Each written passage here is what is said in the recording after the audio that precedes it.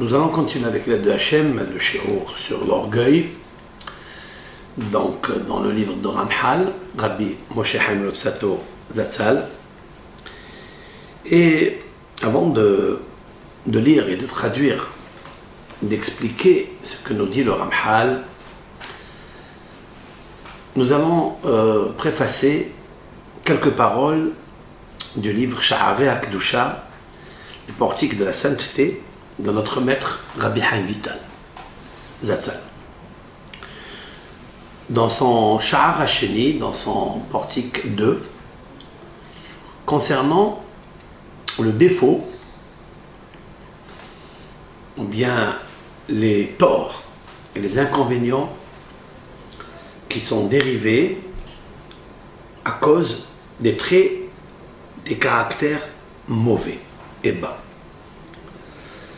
Ce sont les averot qu'un homme il peut pratiquer à cause des midot raot.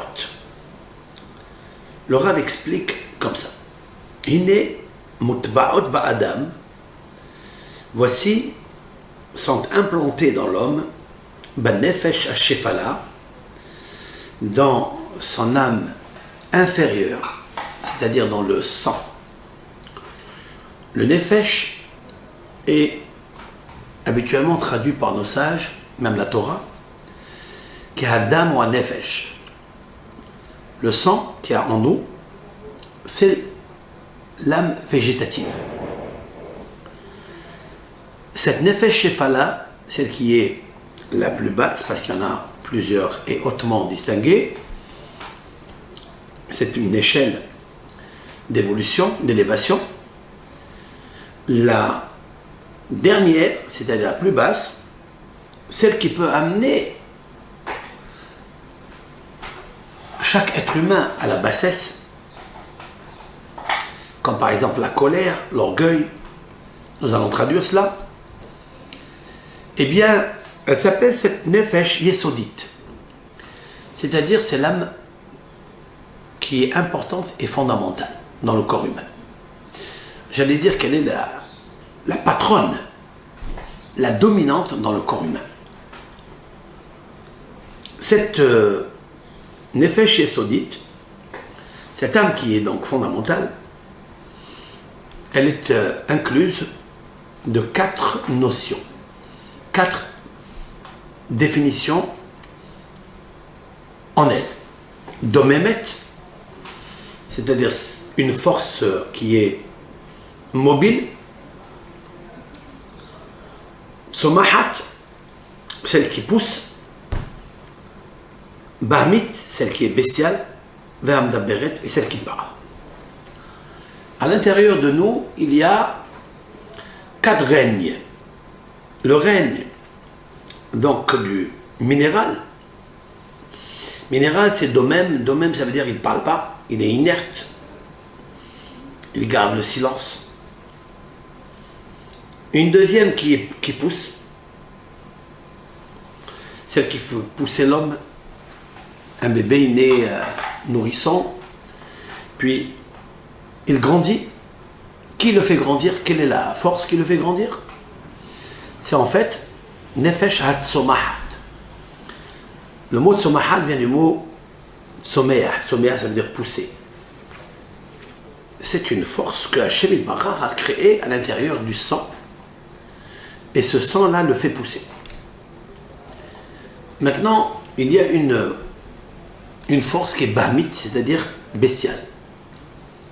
C'est celle qui l'attire à la bestialité, à pratiquer des fois la folie. Hamda Beret, la 4e, c'est le règne de l'être humain, celui qui parle. Il nous faut savoir que ces 4 règnes, chacun de ces règnes est composé de bon et de mauvais, du tov et du ra. Vehine banefesh hazeh, il est donc dans cette âme végétative qui est shfela, c'est-à-dire la bassesse qui est inférieure. Il dit que tluyot hamidot, en dépendent les traits de caractère. les bons traits de caractère et les mauvais traits de caractère. Vehen, et ces midotes là, hen kissé, ce sont des assises, c'est en fait la chaise et le fondement et la racine de l'âme supérieure qui est intelligente. Et sur cette âme-là, intelligente, c'est la neshama ou le roi, tloyim tariag mitzvot atorah. Les lois de la Torah, au nombre de 613, sont reliées avec le sechel, avec l'esprit, avec l'âme intellectuelle, l'âme évolutive, l'âme émotionnelle, l'âme unique et l'âme qui est vivace. Donc, l'âme intellectuelle repose sur une base, sur une chaise. Cette chaise-là, cette assise, ce fondement, s'appelle Nefesh Shefala. C'est l'âme bestiale que nous avons à l'intérieur de nous. Et cette âme bestiale, sa racine, son fondement, c'est le sang qui circule dans nos veines, qui circule dans notre corps, qui est Adam ou un Nefesh. Il dit maintenant, Fikar, c'est la raison pour laquelle En amidot miklal atariag mitzvot. Le Rav nous dit que les traits de caractère ne font pas partie des fondements des 613 mitzvot. N'ont rien à voir un avec l'autre. La Torah, d'ailleurs, n'a jamais parlé de l'orgueil. Elle a parlé une fois, par exemple, pour le roi. Le roi d'Israël, il devra faire attention à 3 choses. Ne pas prendre beaucoup de femmes, ne pas avoir beaucoup de chevaux et ne pas avoir beaucoup d'argent. Pourquoi? Parce qu'on craint qu'ils s'enorgueillissent. Comme il est marqué, Veram levavecha veshachachta et Hashem elokecha, ton cœur s'enorgueillira et tu oublieras l'Éternel ton Dieu. Et c'est marqué au sujet du roi, les bilti rum levavo me'ehav, pour ne pas que son cœur s'enorgueillisse par rapport à ses frères. On n'a jamais parlé du kaas, on n'a jamais parlé de la colère, on n'a jamais parlé de la jalousie. Nos sages ont déduit certains épisodes dans la Torah à cause. Leur cause cheville ouvrière, c'est le gant qui tourne, qui fait tourner la porte. Ça, c'est les midot ra'ot, c'est la jalousie, la course aux honneurs et la boulimie à l'argent ou au plaisir charnel ou à la nourriture. Mais dans la Torah, on énumère, on classifie les 613 mitzvot de la Torah, c'est-à-dire les comportements que tu dois avoir par la source de l'amour et l'abstinence de pratiquer des avérotes, des péchés, donc lois négatives, qui eux proviennent de la source de la crainte. La crainte et l'amour sont au-dessus de tout, ils ne sont pas marqués dans la Torah. Ce que la Torah nous a marqué, c'est comment pratiquer les mitzvot. En quoi consistent les mitzvot, comment les pratiquer. Mais est-ce que les pratiquer par l'amour ou par la crainte de Dieu, cela n'est pas mentionné dans la Torah. Maintenant, Omnam, c'est vrai que les traits de caractère ne sont pas mentionnés dans la Torah, mais le Rav Chaim Vital nous dit Omnam, cependant, elles sont des préparations ikariotes essentielles, et la Tariag mitzvot, pour pratiquer les mitzvot de la Torah ou s'abstenir de les faire. C'est-à-dire les annuler, les abandonner. Les traits de caractère peuvent te provoquer, soit si tu as un bon caractère, tu vas pratiquer les mitzvot parce qu'un bon caractère est synonyme d'amour. Les mitzvot positives, toute leur force motrice, c'est l'amour. tu es attaché à une mitzvah, c'est parce que tu es attaché par amour à cette mitzvah. Si tu ne pratiques pas le péché, parce que tu as peur, tu crains, tu vénères Akadosh Baruch Hu, donc la force motrice, c'est la crainte. Cela, ces deux choses-là, ces deux bases, peuvent aider l'homme à pratiquer ou à annuler les mitzvot. Pourquoi? Car il n'y a pas de force dans l'âme intellect, les kayama mitzvot, pour pratiquer les mitzvot, à l'aider Tarian Evaré à Gouf, par le biais des 613 membres dans le corps, c'est-à-dire 248 os et 365 nerfs, 20 vaisseaux qu'il y a dans le génome, dans l'ADN, dans le corps humain. Tu ne peux pas pratiquer sans passer par l'intermédiaire Nefesh Ayesodit Amhouberet El Agouf Atzmo, c'est-à-dire par le biais du sang qui est relié avec tout le corps. Je ne peux pas mettre les téphilines parce que je pense à mettre les téphilines. C'est-à-dire, je m'imagine par mon intellect de mettre les téphilines.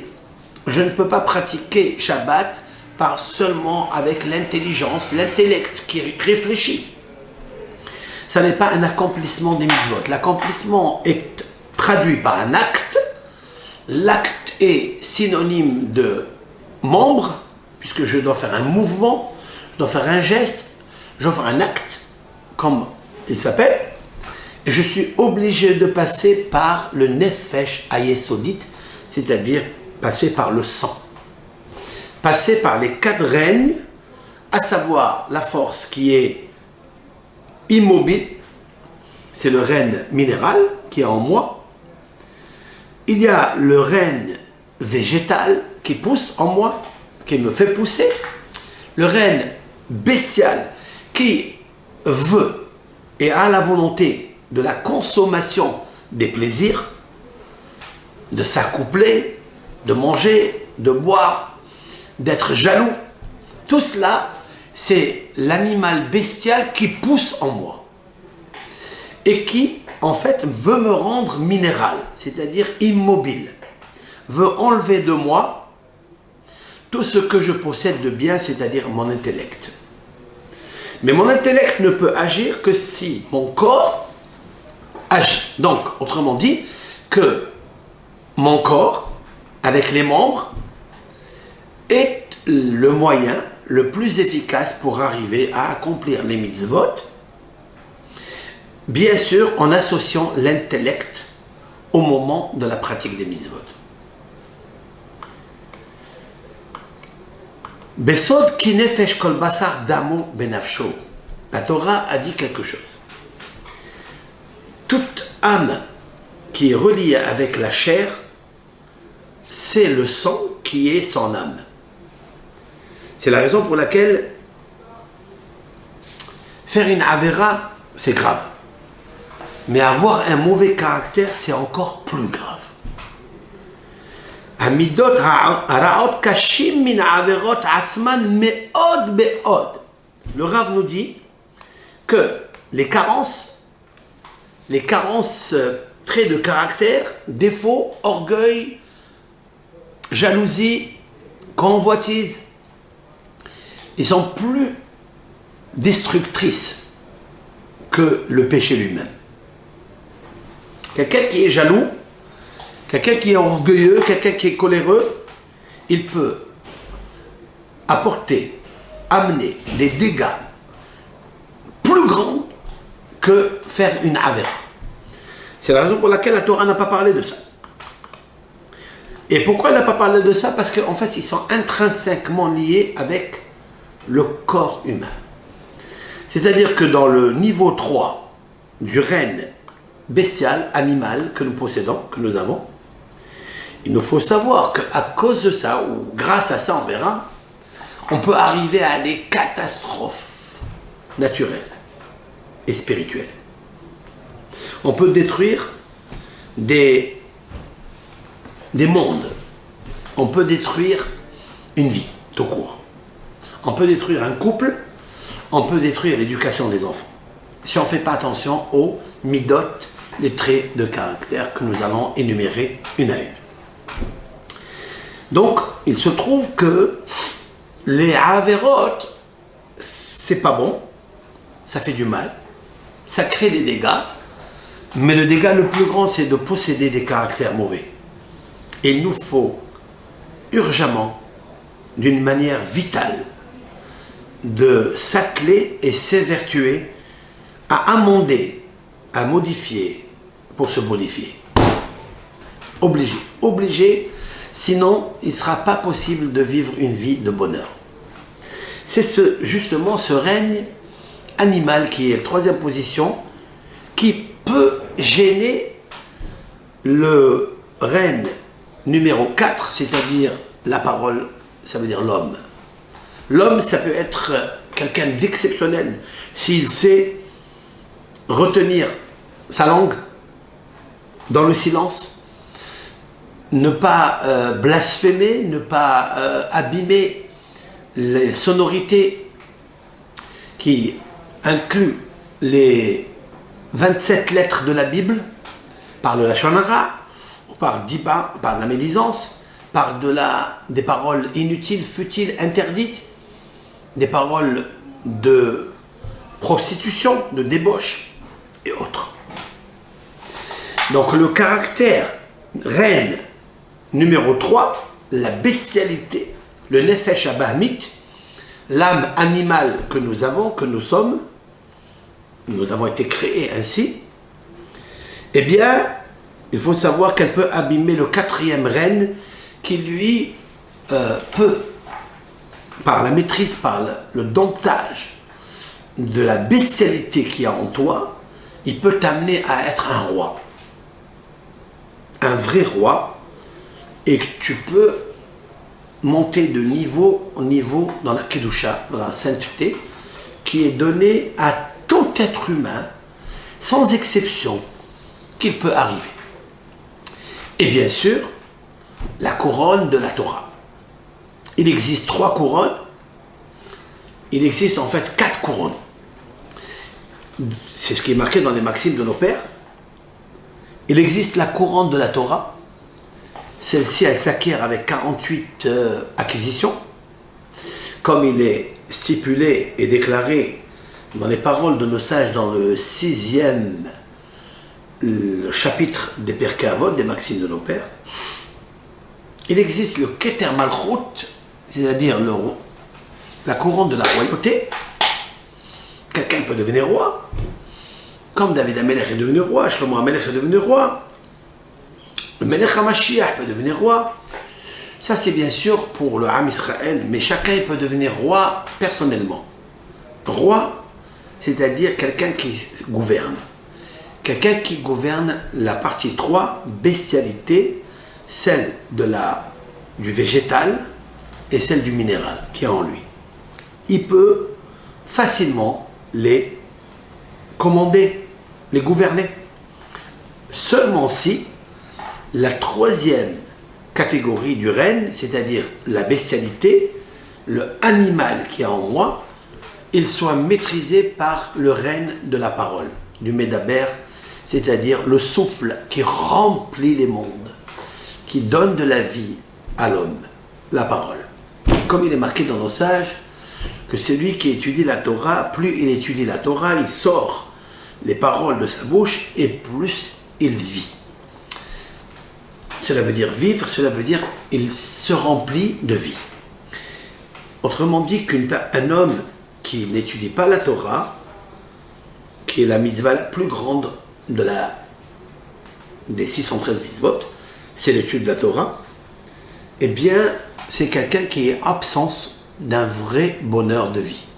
Il vit, mais il végète. Il est végétarien, il est végétarien. Donc il ne fait rien. S'il ne fait rien, donc il n'y a pas de sens dans sa vie. Il lui manquera toujours un bonheur. Vous avez les lois des hommes, les lois de la femme. Quand la femme, elle pratique bien les lois de Nida, par exemple, ou les lois du Shabbat, ou toutes les lois qui incombent la femme, quand ça ne dépend pas du temps, elle peut trouver dans ces lois la foi. Et la foi, à la fois, c'est la vie. Elle peut trouver le bonheur, à condition que la partie 4 du règne 4, c'est-à-dire la parole, elle l'emploie dans le bon sens, dans le nucléaire de la vie.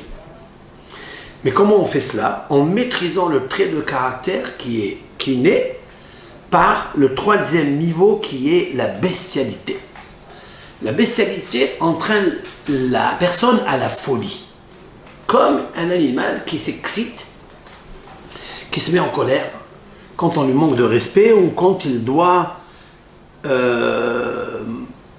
griffer, se battre, ou bien lorsqu'il va aller chercher sa proie, il fera tout avec toutes ses forces bestiales et des forces qui sont incarnées en lui, d'être toref, de déchiqueter et de manger. Pourquoi? Parce qu'il ne peut pas se retenir, c'est une volonté terrible. Bien, ce caractère-là, nous allons, en fait, le troisième, c'est ce qui m'intéresse pendant ce cours, pour arriver à expliquer ce que le Ramhal, quitte au XVIe siècle, certes, donc nous, ici, on est au début du XVIe siècle, et le Ramhal est bien après, donc je profite du livre de Rabbi Haim Vital pour éclairer le livre du Mesilat Yesharim, le Sentier de la Rectitude, parce qu'en fait, quand on regarde bien, on analyse bien le livre du Sentier de la Rectitude, Mesilat Yesharim, on s'aperçoit qu'il a extrait la quintessence de ces paroles du ruisseau intarissable du Sha'ar HaKedusha de Rabbi Haim Vital, bien qu'il ne l'a pas amené une seule fois, et que, bien sûr, qu'il s'inspirait de ce grand maître, puisqu'il a étudié les livres de Rabbi Haim Vital. Le Rav nous dit, étant donné que la Torah n'a pas parlé des midot ra'ot, des traits de caractère mauvais qui se trouvent en nous, elle a parlé des conséquences, certes. Alors le Rav nous dit comme ça. Nos sages ont dit quelque chose dans le Talmud. Hamidot, qui a anava veshiflut, ils disent que, en fait, la modestie et l'humilité, mevi'in l'idée ruach hakodesh, peuvent amener l'homme à recevoir l'Esprit Saint et la prophétie.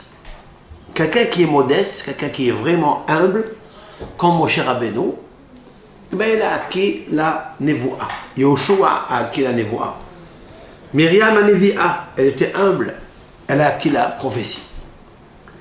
Et aussi, nos sages disent, Shora alav Shechina. La Shechina repose sur cette personne. Eliyahu Hanavi, il a dit comme ça. En Torah mitpareshet ela bemi she'eno kabdan. Il amène le Yalkut Shimoni et il amène ce que dit Eliyahu Hanavi. Eliyahu Hanavi, tout le monde attend Eliyahu Hanavi. Eliyahu Hanavi nous donne un bon conseil, un vrai conseil. En Torah mitpareshet, la Torah ne peut s'expliquer seulement par la personne qui n'est pas exigeante. C'est-à-dire qu'il n'est pas kabdan, qu'il ne mesure pas mesure pour mesure avec celui qui lui a fait du mal. Ça veut dire qu'il laisse passer. Celui-ci, il peut recevoir la Torah, il peut recevoir Ruach HaKodesh, il peut être relié avec Dieu parce que Dieu l'aime. Dieu adore, si l'on peut dire ainsi, cet homme-là.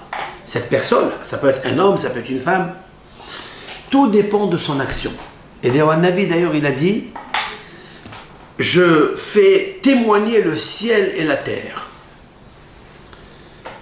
Que ce soit un homme, une femme, que ce soit un serviteur, un esclave, une servante, juif, non juif, peuvent recevoir l'Esprit Saint, tout dépendant de ses actions, c'est-à-dire de son caractère. Les actions que l'on fait, elles dépendent tout.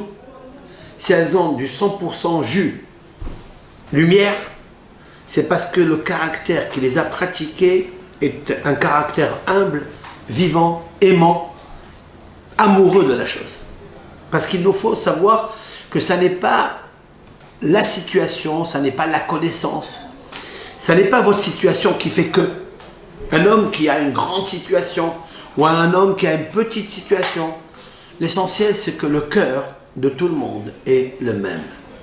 Et il se peut que le cœur d'un pauvre, il est plus riche spirituellement que la poche d'un riche. Vous comprenez?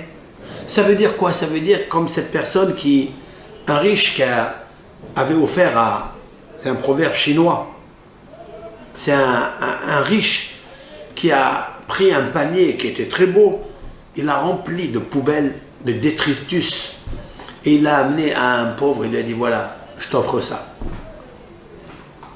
Ah, le pauvre il dit tiens, vous m'avez offert, il lui dit tiens, j'ai envie de t'offrir ça. Le panier il est beau, mais le contenu il est mévousé, c'est-à-dire dédaignant. Qu'est-ce que fait ce pauvre-là? Il prend le même panier, il le remplit de roses, de fleurs, de baccarat, des odeurs exceptionnelles, toutes les couleurs, et il lui amène au riche. Il lui dit voilà, je vous rends la monnaie. Et là, il s'étonne énormément, il lui dit mais moi je t'ai offert quelque chose de très médiocre, même de dédaigneux. Comment ça se fait que tu m'as offert quelque chose de très beau, magnifique? Il lui a dit chacun offre ce qu'il a dans son cœur. Cela veut dire que tout juif, chaque Bat Israël, chaque Ben Israël, selon sa situation, il peut offrir à Kadosh Baruch Hu, selon ses actes, selon son amour à Hachem, s'il a bien compris. Autrement dit, s'il a maîtrisé le côté reine animal, qui est la troisième position. Et il a offert à Kadosh Baruch Hu par la parole, parce que la parole, elle a dompté l'animal qui est en elle, c'est-à-dire le caractère mauvais, parce qu'il sait pardonner, par exemple, il n'est jamais exigeant, il offre à Hachem Yitbarach les meilleures des choses. Alors il dit, Eliyahu Hanavi, écoutez bien, lorsqu'un jour on lui a demandé à Eliyahu Hanavi, on lui a dit, écoute, tu te révèles à certaines personnes? Il dit oui. Il dit à qui tu te révèles? Tu peux nous dire quelle est la personne qui mérite de recevoir comme invité Eliyahu Hanavi? C'est qui? Alors il leur a dit, de la même façon que la Torah ne s'invite, ne pénètre, ne s'incarne uniquement chez la personne qui n'est pas exigeante, moi aussi je me révèle uniquement chez la personne qui n'est pas exigeante. Et qui est ce qu'on appelle Ma'avir al-Midotav, c'est-à-dire il ne se venge pas, il n'a pas de rancœur et il ne se met pas en colère sur la personne qui, oui, elle lui a fait du mal. Comme ça, nos sages ont raconté. C'est les paroles de Rabbi Haïm Vital. La même chose, dans le traité talmudique, le Rav nous amène un traité talmudique, Sanhedrin, page 88b, Shalhum Mitam. Donc, les gens de RS Israël ont envoyé dire, Ezeu ben haolam haba. Nos sages se sont posés un jour une question. Quel est l'homme qui mérite? L'homme, quand je dis l'homme toujours, chers amis, c'est l'homme et la femme. C'est l'homme et la femme. Adam. Quel est l'homme qui mérite Olam Haba? Et qu'est-ce qu'il le sait ça? Quel est l'homme qui mérite l'Olam Haba? Ben, je sais moi qu'est-ce qui mérite l'Olam Haba.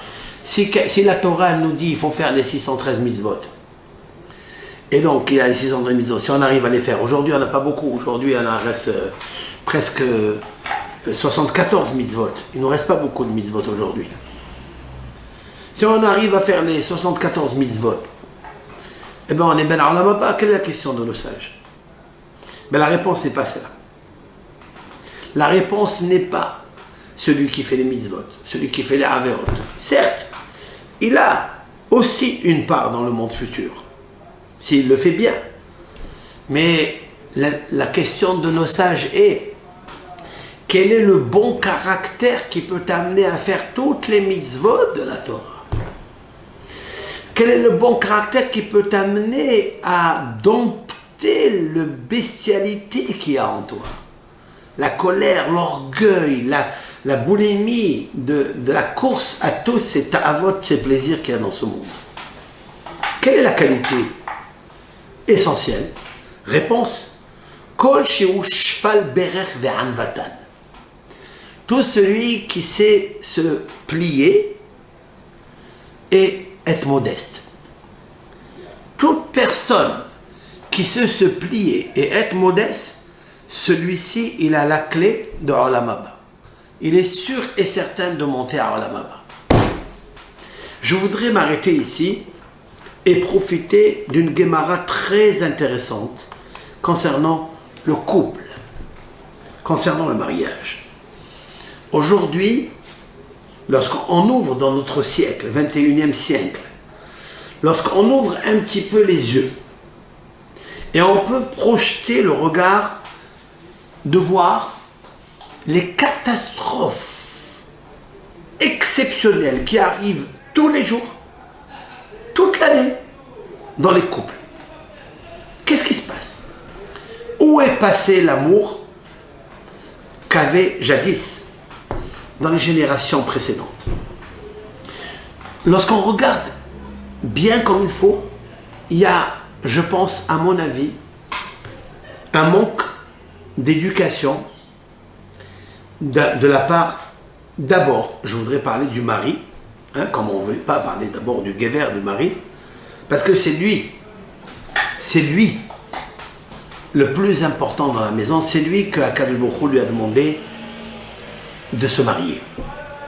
C'est à l'homme qu'il doit se marier et prendre son associé, sa compagne, celle qui va aimer véritablement Ahava Amitit, c'est-à-dire un amour sincère qui n'a jamais de pensée pour quelqu'un d'autre. À cet homme-là, le Talmud dit, et il est victime de ce que le Talmud va lui dire. Zacha Ezer. S'il mérite, l'homme, s'il mérite, eh bien sa femme, elle devient pour lui une aide. S'il ne mérite pas, elle le contredit et elle détruit ses paroles. Si une femme, elle voit que son mari n'est pas celui qui a tout court le derech eretz, c'est-à-dire la politesse, autrement dit, le vrai amour à son égard, d'être concerné et de lui donner de l'importance, dit le Talmud, il ne mérite pas, parce qu'il ne travaille pas sur son caractère pour le purifier, parce que im zacha, zacha, zrut, en hébreu, zerut, c'est les mérites. Mais zerut, c'est aussi zach. Zach, ça veut dire purification. Les mérites, les vrais, qui ont de la lumière, qui ont de l'importance, qui ont de la vie, que l'on sent que vous possédez à l'intérieur de vous, de la vie, c'est quand on se purifie de la troisième position du règne animal que nous possédons, que nous avons. C'est-à-dire, je ne me mets pas en colère même si j'ai raison. Je ne m'enorgueillis pas parce que je ne suis ni beau, ni sage, ni intelligent, ni riche. Je ne dois pas m'enorgueillir de ça. Et même si je dois me rabaisser. Comme disent nos sages, en quoi consiste un homme qui a Olam Haba? C'est sûr et certain qu'il est invité à la table du Seigneur autour des tzaddikim. Mishou shfal berech ve'anav. Shfal berech, c'est le genou. C'est celui qui s'est baissé son genou, qui s'est baissé donc. Voilà. Autrement dit, avec un jeu de mots, quel est l'homme qui fait du brushing en haut, qui est branché avec Dieu? C'est celui qui sait faire la mise en pli. S'il sait faire la mise en pli, il se plie, alors il mérite quelque chose. Cela veut dire qu'il n'y a aucune raison valable pour se mettre en colère. Parce que immédiatement, s'il se met en colère, il va perdre l'emblème de l'homme, c'est-à-dire le quatrième règne qui est la parole. Il perdra sa parole à cause de sa colère. Alors, qui va dominer en lui? La troisième position qui prendra donc la tête de cet homme-là. C'est elle qui aura la primauté, l'urgence. C'est elle qui gouvernera dans le corps de cet être humain. Et des fois, il peut perdre même sa parole.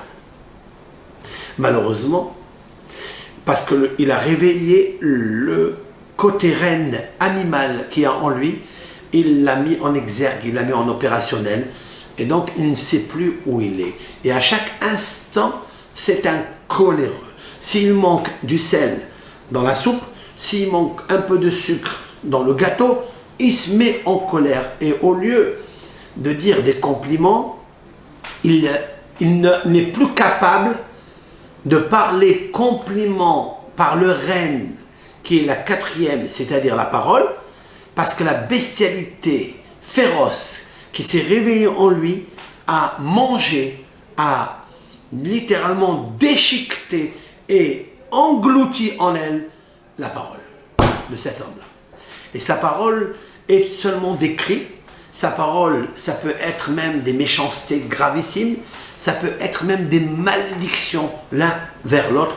Et c'est ce qu'aujourd'hui nous pourrons constater dans la majorité, j'allais dire, des couples qui se déchirent et qui se disputent et qui se cassent, se détruisent. Pourquoi? Parce qu'il n'y a pas de anava, parce qu'il n'y a pas de modestie. Les Gdolé Israël, les grands d'Israël, ont compris cela. Que si tu ne mérites pas, si tu ne travailles pas le caractère animal que tu as, tu ne pourras pas faire des compliments. Alors à ce moment-là, elle va le contredire. Et c'est très important de souligner ce que nos sages, il y a 2000 ans, ont dit. Que Imlo Zacha, s'il ne mérite pas, s'il ne se purifie pas, il ne se modifie pas, alors Soteret et Devarav.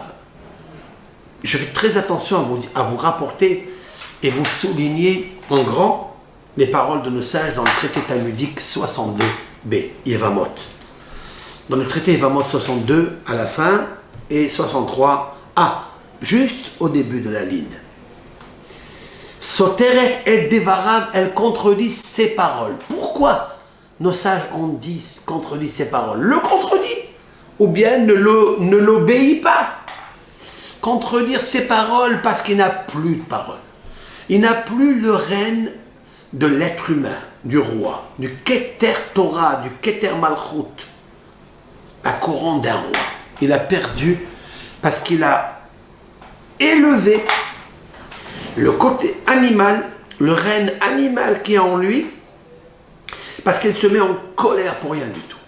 Parce qu'il est radin au maximum. Parce que c'est quelqu'un qui n'ouvre pas son cœur autour de lui. Et chaque petite chose qu'il manque, il est insatisfait. Jamais il est content. Et ça se traduit par des énervements, par des mimiques, par des gestes, par des clins d'œil, par des tournures de lèvres, etc. Et ça, c'est un homme dont sa femme, le ciel, lui a permis de le contredire dans ses paroles. Il dit A, elle dit B. Et elle lui apporte des preuves le contraire. Même si jusqu'à là, ça arrive, que jusqu'à là, ça fait des années qu'il n'y a pas eu ça, mais lorsque le sac, lorsque le vase se remplit, après ça déborde, et personne ne peut arrêter l'inondation. Et il se dispute, et elle le contredit, elle le contredit, elle le contredit. Alors vient Rav Papa. Rav Papa, à la suite de ce discours de nos sages, Rav Papa, qui est un rabbin du Talmud, il vient dire quelque chose de sensationnel. La clé pour faire tenir un couple, malgré les différences qu'il y a, et des fois le ravin est très large, quand même, voici la règle générale, recette, la clé pour tenir sur un mariage, et réconcilier un mariage, un couple. Je cite la phrase en araméen et après je la traduis et je l'explicite. Amar Rav Papa, il a dit Rav Papa, Nhot darga unsib eteta. C'est-à-dire, baisse ta tête et marie-toi avec une femme. Nhot darga, ça veut dire baisse-toi de niveau et te maries avec une femme. C'est impossible autrement. Quelqu'un qui n'a pas compris qu'il faut baisser sa tête quand on se marie, le couple, il est à l'échec, à la porte de l'échec. C'est sûr et certain. Il ne pourra pas. Et c'est là où il y a toute la substance moelle du travail des midot de l'homme. Il faut savoir que chaque être humain, un homme, il possède des qualités exceptionnelles que Hachem lui a données. C'est-à-dire Nefesh Eliona, l'esprit, la Neshama, l'intellectuel, le bon sens, le Derech Eretz. Il a aussi des midot qu'il a acquis par ses parents, par la génétique. Mais il faut qu'il sache qu'il a le zoo à l'intérieur de lui. Toutes sortes d'animaux, domestiques et non domestiques, féroces et non féroces, avec leur commodité, avec leurs mœurs, il les a en lui. Ben Adam, il les a en lui. Et ça se résume en une phrase, Nefesh Abamit, l'âme bestiale que nous possédons. Cette âme bestiale se trouve ancrée, imprimée dans le sang. Qui va arrêter le sang? Comment on va modifier le sang?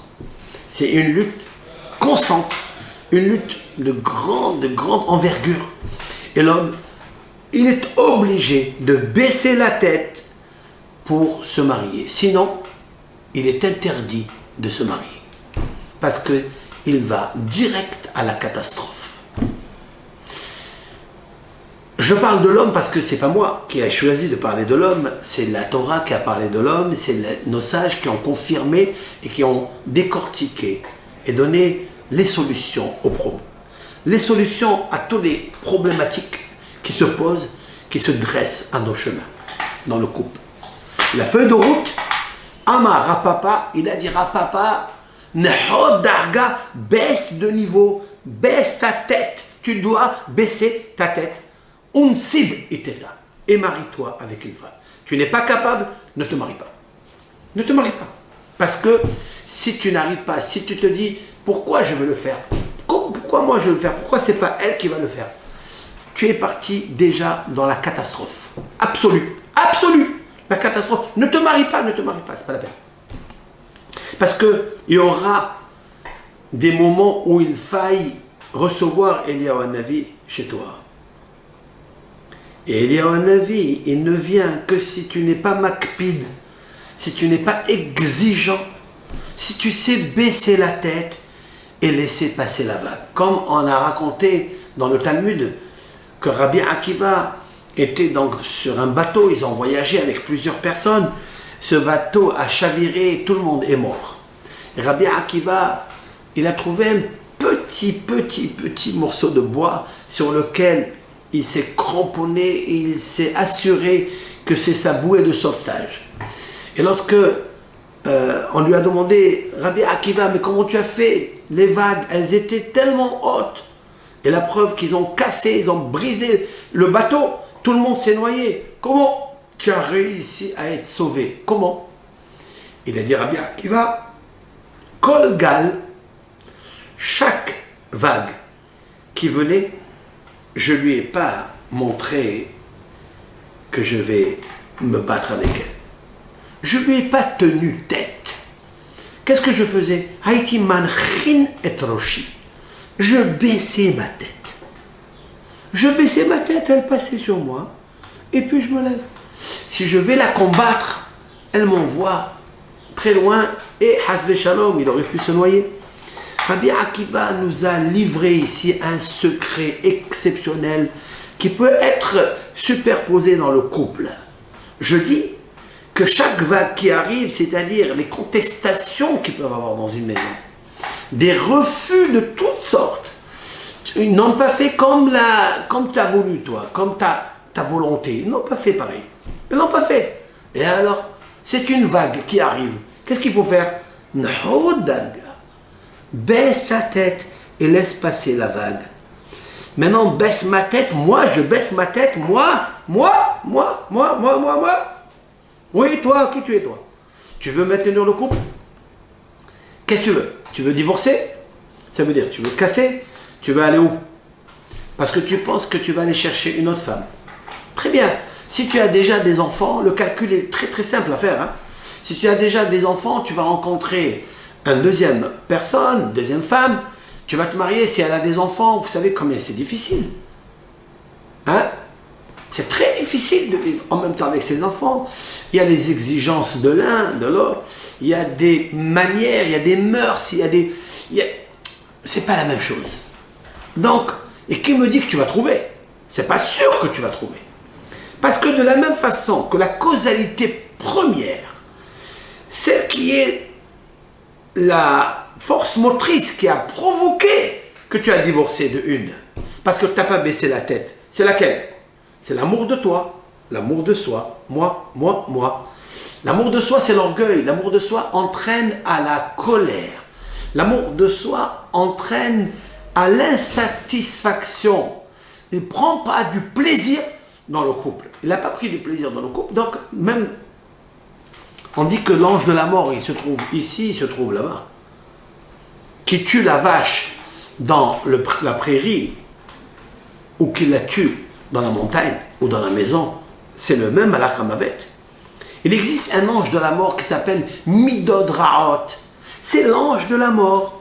C'est celui qui te fait des mini-morts quand il veut, si tu le laisses à l'intérieur de toi. Pourquoi? Parce que tu veux te battre avec les vagues.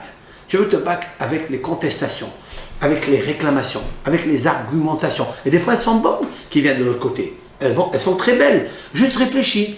Mais ton auditoire n'est pas sensible et réfléchis à écouter au point de dire « je casse tout ». Tu casses tout, tu es noyé. Tu casses tout, tu es noyé.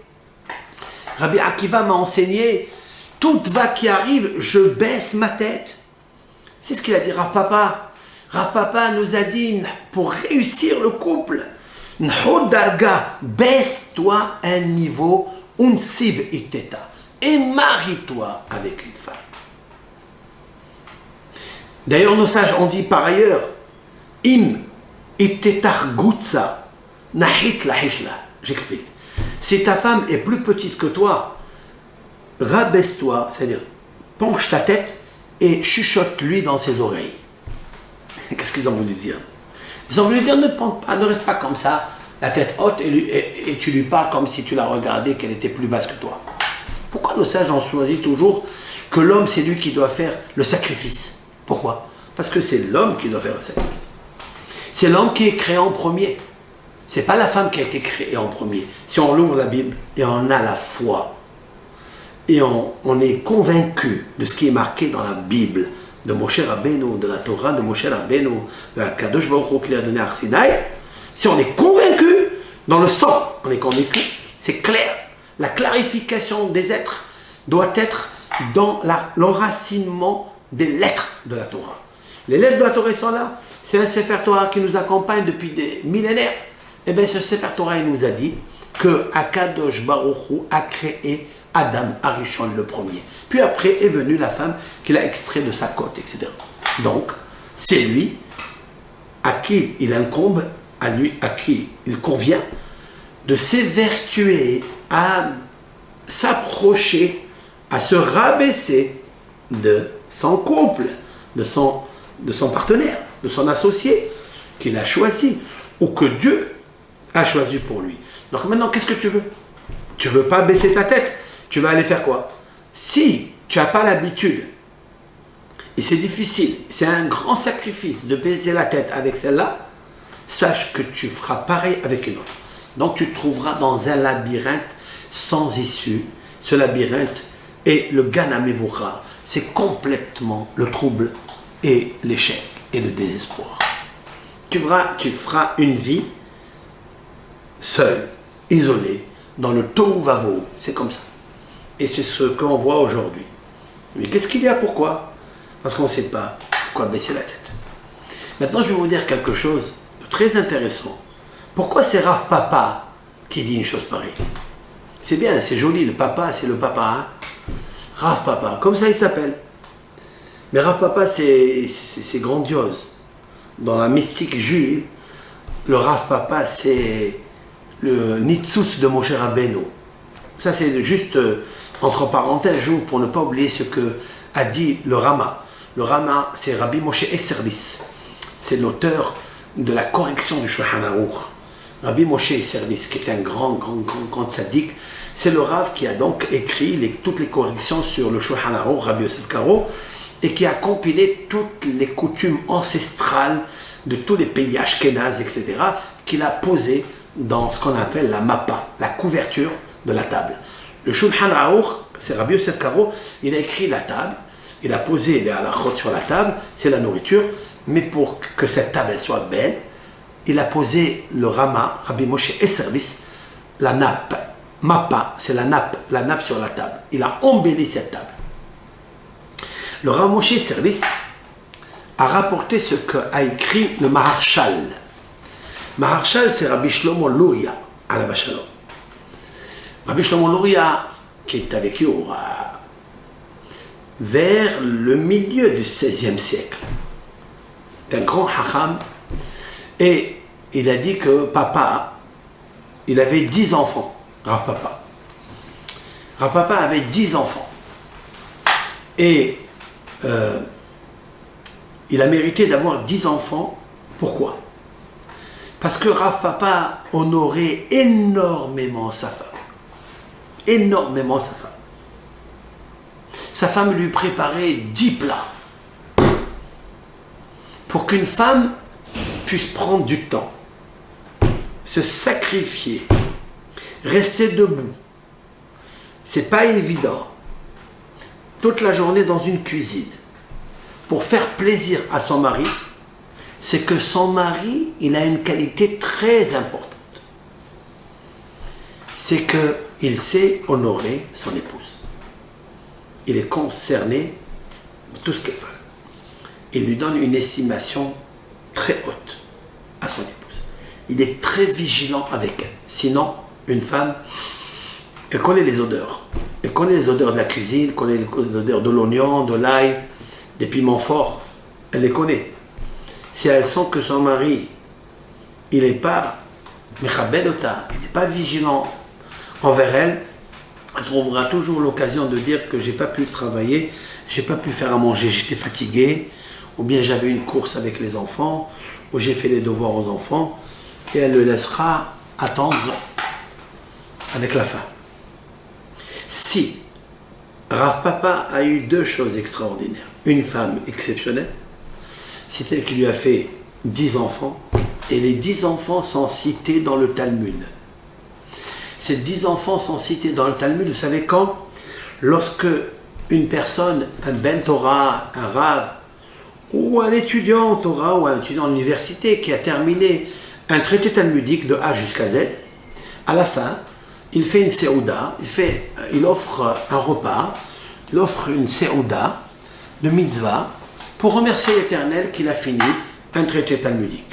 Il y a beaucoup de connaissances, il y a beaucoup de savoir, il connaît bien la halakha, et il a beaucoup d'anecdotes, il s'enrichit spirituellement. Ok. À la fin, lorsqu'il termine cela, avant la séouda, il devra lire un passage, et dans ce passage, on cite, les sages ont instauré de citer les 10 enfants de Rav Papa. Rafram Bar Papa, Ramir Bar Papa, Sorhav Bar Papa, tous les enfants de Rav Papa. Et tout le monde s'étonne. Pourquoi cette famille de Rav Papa a été choisie? Quel est le mérite? Parce que, en fait, vous savez pourquoi ils ont réussi à avoir 10 enfants? Grâce à la femme. Parce que la femme, elle lui a fait la séouda. C'est elle qui lui faisait les séoudotes, elle lui faisait des bons repas. Pas 1, pas 2, pas 3. Ah, Sarah, 10. Et comme elle honorait tellement son mari, qu'elle a eu le mérite de recevoir 10 enfants. Ça, c'est la raison pour laquelle quand on finit une Gemara, la Gemara, c'est la Torah, c'est la richesse de la connaissance, de l'intellectualité nucléaire supérieure, divine. Au moment où tu termines un traité talmudique, alors on passe au traiteur. Le traiteur, c'est la séouda. Pour cela, on se rappelle d'une femme qui a fait 10 enfants tzadikim, des grands luminaires en Torah, par la séouda qu'elle a fait à son mari. Ça, c'est qu'on peut expliquer dans pourquoi ils ont été choisis. Mais ma question est de savoir, mais pourquoi Rapapa, il a mérité une chose pareille? Mais ma réponse, elle est très claire, d'après la lumière énoncée juste avant. Je vous ai préfacé que Rav Papa a dit N'hut darga unsiv itet. Baisse ta tête et marie-toi. Tu baisses pas ta tête, tu ne peux pas réussir. Ne te marie pas. Mais si quelqu'un il baisse sa tête, même si le côté compagne, associé, même si des fois n'est pas comme tu veux, n'est pas comme tu veux. Mais si tu as pris comme principe que c'est celle-là que Hachem Itbarach il m'a donné, que c'est celle-là avec qui j'ai fait des enfants, c'est celle-là, elle et pas une autre. Ma tête, mes pensées, ma parole, ma vigilance, elle est pour elle. Cherche pas à comprendre qu'est-ce qui va se passer dehors, pas dehors. Eh bien, il faut savoir que tu vas réussir. Mais à une condition. Nsib et Teta. Marie-toi. Mais avant ça, baisse ta tête. Rappelle-toi de Rabbi Akiva. Chaque vague qui viendra, des fois même insulte que tu peux recevoir à la maison, ou une riposte un petit peu éclair, qui te fait mal, qui a agi, même des mots qui ont fait de la peine, t'ont fait de la peine par l'offense et la gravité des mots, parce qu'elle a parlé de ta mère ou de ton père ou de ta famille, tu dois te taire. Tu te tais, tu as gagné. Et en fait, c'est ça que nos sages ont dit. Ezeu ben ha'olam haba. Quel est l'homme qui mérite olam haba, qui est invité à la table de Dieu? Qui est? Et nous avons demandé la question, mais quelle est la question de nos sages? En quoi consiste le sens de la question?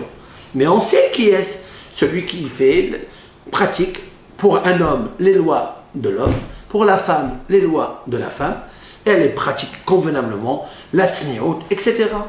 Nos sages ne répondent pas. Et rien de cela. Rien de cela. Seulement, la recette. Tu ne dois pas être exigeant. Tu dois être humble. Autrement dit, tu dois baisser les jambes. C'est-à-dire, cheval berer. Quand tu baisses tes genoux, tu es obligé de baisser ta tête aussi avec. C'est ça la kavana. C'est ça la profondeur des paroles de nos sages. Baisse ta tête.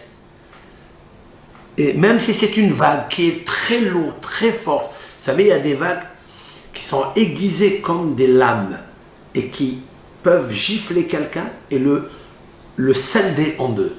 Il y a des vagues très puissantes, très fortes et très rudes et très aiguisées peuvent blesser le visage d'une personne. Surtout quand elles arrivent, comme le tsunami, peuvent écraser en même temps. Qu'est-ce qu'il faut faire avec ces vagues-là? Rabbi Akiva nous a appris, chaque vague qui est arrivée, je baissais ma tête. Chaque vague qui ne te fait pas plaisir dans ta maison, causée soit par tes enfants, et ça, il y en a toute la journée, hein, eh bien, chaque vague qui n'est pas bonne pour toi, qui sont tellement aiguisées, qui te coupent le souffle. Au point où tu te mets en colère, tu réveilles le crocodile qui est en toi. Ne le fais pas. Baisse ta tête. Casse la bestialité qui est en toi. Ne la laisse pas se réveiller en toi. Alors, tu peux te marier. C'est ça, papa. De là, même si sa femme, je ne la connais pas, on ne connaît pas son nom. Il n'est pas prescrit dans le Talmud comment elle s'appelle, qu'est-ce qu'elle a fait. Mais ce que je sais, c'est qu'elle a eu 10 enfants tzadikim. Ils sont cités à chaque conclusion, on va dire, chaque clôture de Talmud. Hein, on fait une séouda pour se rappeler de la séouda que la femme, elle faisait à son mari, 10, et elle lui a offert des beaux enfants, des luminaires en Torah. Talmidei Chachamim. C'est pas beau ça. Pourquoi? Je sais pourquoi. Parce que Rav Papa a fait très attention. Le fait qu'il a sorti le conseil, qu'il nous a donné à tous et à toutes, baisse ta tête, n'houdaga, baisse de niveau, baisse, même si tu es grand, même si tu es intelligent, baisse-toi pour lui parler à l'oreille, même si elle est petite de taille, même si elle est moins que toi, même si tu penses qu'elle est imbécile. À plus forte raison, si elle est dure avec toi, c'est pas grave. Le Talmud nous raconte, et le Talmud abonde, des histoires, des anecdotes des Hachamim, Tzaddikim et Sod Olam, les grands Hachamim. Ils nous ont appris, les Hachamim, plus par leur façon de faire, autrement dit leur vigilance par rapport à leur couple, plus que les paroles de discours et de drachot, de commentaires qu'ils nous ont laissés. Ce sont des fleuves. Mais on est plus imprégné par une anecdote qui est pratiquée par un génie en Torah, que normalement un génie en Torah, il est génie sans bouillir. C'est-à-dire que il s'envole.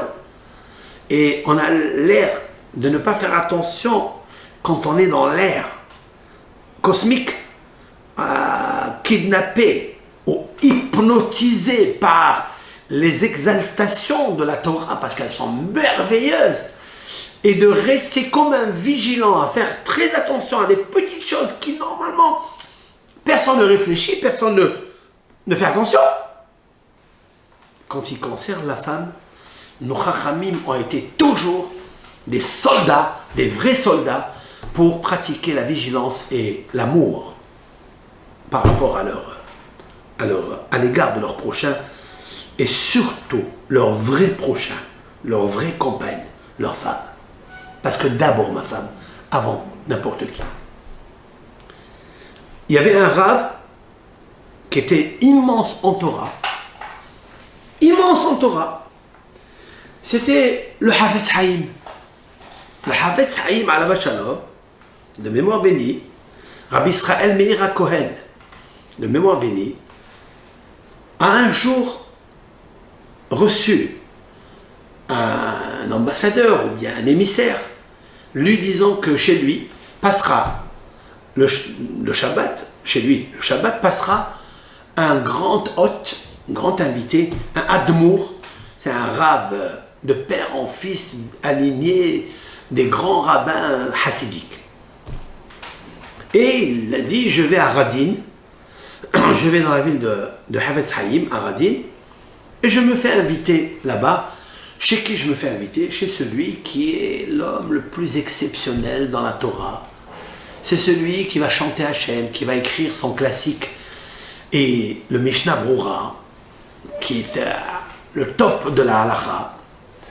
Celui qui a écrit sur le Lashon Hara. Qui ne veut pas être invité chez le Hafez Haïm? Cependant, ce Admour-là, ce Rav, il a posé une condition au Hafez Haïm. Laquelle? Donc le Hafez Haïm était honoré de recevoir cet homme, il était honoré de recevoir aussi un homme humble, un homme simple. Il n'y a pas d'homme simple ou grand, riche, pauvre. Ça n'existe pas. Devant Akadosh Baruch Hu, tout le monde est le même, et des fois, celui qui nous semble ici le grand, le noble, là-bas, et devant Dieu, il est le plus simple et le plus inférieur. Et celui qui est petit ici, il est plus grand. Cette fois-ci, le Hafez Haïm reçoit un hôte bien distingué. C'est un grand rave. Très bien. Mais ce rave lui pose une question, enfin une condition au Hafez Haïm. Il lui dit, à une condition que ta femme, elle ne se met pas à table avec nous. C'est-à-dire comme il est dans les règles de la pudeur, et qu'il fait très attention à ses yeux, hein, entre guillemets, ce Rav, c'est vrai, un grand Rav, ok. Il dit au Hafez Haïm, est-ce que tu peux faire une petite table à côté, où votre dame, et si vous avez une fille, elles se mettent à l'écart, un petit peu de la table où on va s'asseoir les hommes. Le Hafez Haïm, alava shalom, en un éclair, il lui dit, niet. Tu peux venir tu peux venir, toi qui es le plus grand des plus grands des plus grands, le tzaddik que tu veux. Mais ma femme, elle passe avant tout le monde. Ma femme, elle passe avant tout le monde. Pourquoi? C'est qui est-ce qui a cuisiné cette table? Tout simplement.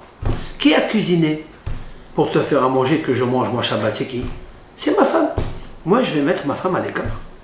Ma femme qui a cuisiné pour moi, qui s'est dérangée, qui a transpiré, qui s'est mise debout toute la journée à cause de cette cuisine-là. Les varices, excusez-moi avec pudeur, je le dis, les varices, elles commencent à apparaître dans le corps, dans les pieds, etc. Pour toi, parce que tu étais un rave grand, parce que tu es de la lignée de la filiation de tel et tel, tu me demandes une chose pareille. C'est vrai que tu as une raison de tsniout, etc. Écoutez, je préfère recevoir chez moi un balayeur de la rue, chez moi Shabbat, et ma femme, elle est à côté de moi. C'est avec elle que je dois, chaque fois que je mange une pomme de terre, je dis qu'est-ce qu'elle est délicieuse. Comme ce rave-là, quand sa femme lui a apporté le motzi, devant tous les invités, il a dit waouh, quel pain! Parce qu'au moment où il a fait le motzi, c'est un pain qui était très bon. Il a fait le motzi lehem min haaretz. Après, il s'est arrêté, il dit je m'excuse. Il dit à sa femme devant tout le monde, et entre guillemets, comme compliment, il lui dit j'aurais dû faire maisonnote, borim maisonnote, c'est tellement bon comme un gâteau. Les gâteaux ont fait borim mine maisonnote. C'est tellement bon comme un gâteau que j'aurais pu faire maisonnote. Et bien sûr, il a envoyé des gemmes et des fleurs et des cadeaux à sa femme devant tout le monde. Elle ne mérite pas ça. Elle ne mérite pas. Qu'est-ce qu'il va me dire le Rav? Le Rav, il va venir, on va s'asseoir. On va commencer à parler de la Kabbalah, de la Torah, la Halacha. Et tous ceux qui sont à table ici, qu'est-ce qu'ils vont faire? Ils vont commencer à nous regarder. Ils ne vont rien faire. Non. Le Havetz Haïm, à table, il ne racontait pas des choses difficiles, des drachotes difficiles. Il racontait des choses les plus simples, des anecdotes, des vigilances, des midot tovot. Voilà l'histoire de la Emouna. Et donc il a recusé, il n'a pas voulu. Il y avait un rave, avant de voyager, parce qu'il allait de temps en temps ramasser de l'argent, des fonds pour sa yeshiva, il était accompagné par des élèves. Et quand il allait partir donc au voyage, il y a son élève qui lui prend sa valise, donc il attend dehors. Le Rav il dit tiens, je vais aller dire au revoir à ma femme. Il rentre chez lui à la maison et lui dit ça va, voilà, donc je vais partir et je vais te laisser seul. Est-ce que tu me pardonnes? Est-ce que tu acceptes de faire ça? Est-ce que tu acceptes? Etc. Parce que je vais aller loin, je vais revenir dans 15 jours. Elle lui dit oui, je sais, je le sais, je travaille avec toi, je suis ton associé, etc. etc. Et il sort. 3 minutes après, il marche quelques pas, il revient. Il revient et il lui dit ma femme, est-ce que vraiment tu m'as permis? Parce que je veux aller avec ton consentement, mais ton consentement le plus absolu, ferme, sans qu'il y ait équivoque, sans qu'il y ait un doute, sans qu'il y ait l'ombre d'un doute, rien. Il lui dit oui, je veux, vas-y. Il part, il revient. 5 fois, il est parti, il est revenu. 5 fois. Lorsque sa femme, elle lui dit, non, pardon, lorsque son élève, il lui dit, mais Rav, mais votre dame, elle vous a déjà donné l'accès. Il a dit non. Il a dit, j'ai une Kabbalah, c'est-à-dire j'ai une tradition ancestrale qui est une ségoula extraordinaire, que chaque fois que ma femme, elle m'a donné la permission avec son cœur et qu'elle ne m'a pas montré qu'elle était peinée, que je quitte la maison, que je la laisse seule, parce que ça arrive, c'est pas évident, eh bien j'ai toujours réussi. J'ai eu l'aide spéciale de Hakadosh Baruch Hu. Hakadosh Baruch Hu m'a toujours aidé, m'a toujours aimé, il m'a toujours facilité les choses par rapport à cette femme qui me donne la permission de le faire. Nous, comment on fait, nous, à la maison? Comment on fait?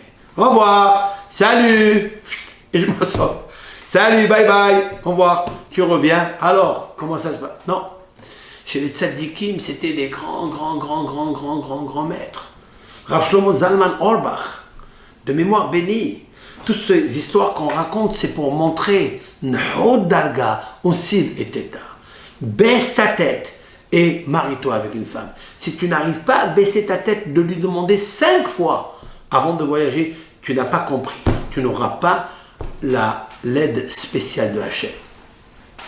Rav Shlomo Zalman Auerbach, lorsqu'il quittait la yeshiva pour rentrer chez lui à la maison, il avait toujours une brosse, il avait toujours de l'eau pour se laver le visage, pour se brosser un peu la barbe, se costumer, si son costume s'est sali avec un peu de poussière, il avait toujours une petite brosse pour rentrer bien cravaté. Et son élève lui dit: Rav, chaque fois que vous quittez la yeshiva pour aller chez vous à la maison, mais vous allez rentrer chez vous. Là-bas, il y a des brosses, là-bas, il y a un dentifrice, des brosses à dents, il y a tout là-bas.